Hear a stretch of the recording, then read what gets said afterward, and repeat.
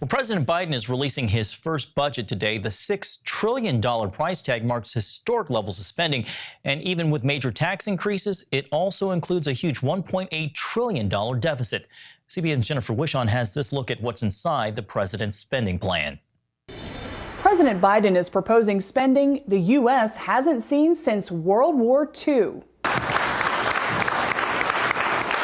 Biden previewed his plan at a community college in Cleveland, calling on record spending to keep up with countries like China and Japan. We must be number one in the world to lead the world in the 21st century.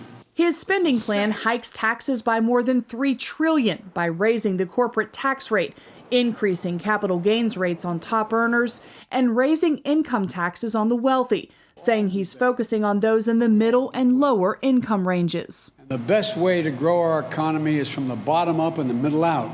Still, the New York Times reports he lets Trump-era tax cuts for low earners and the middle class expire in 2025, although those cuts could be extended in the future. His plan includes free preschool for all 3- and 4-year-olds, 2 years free community college for all Americans, subsidized childcare, and a national family and medical leave program.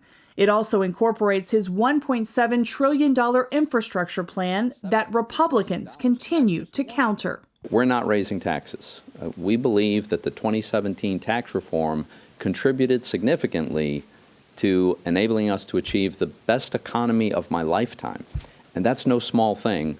The president's budget is just a proposal. It has to get through Congress. And with big spending and deficits over $1 trillion every year, it's sure to face criticism from Republicans. Some Democrats are likely to have concerns, too.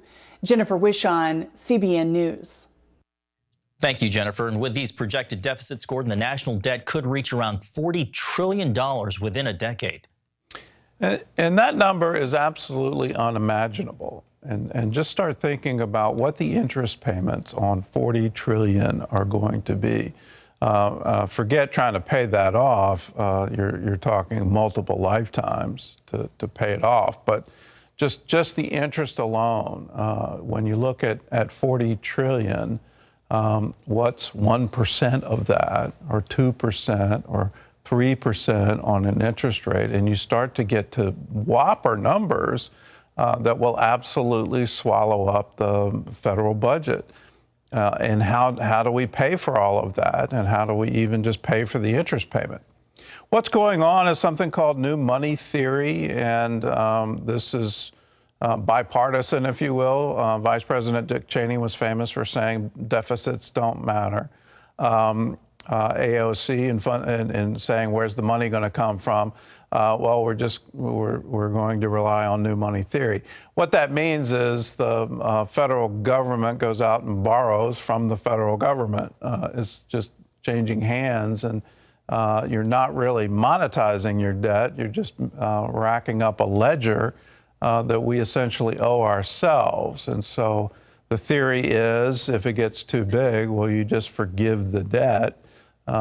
And you're not doing anything to bond markets, and you're not doing anything to foreign borrowers.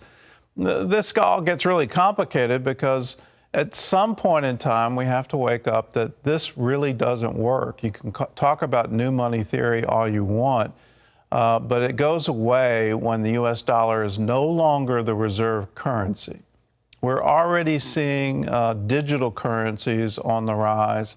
At what point do they take over? And if they do take over, what does that mean for our own deficit?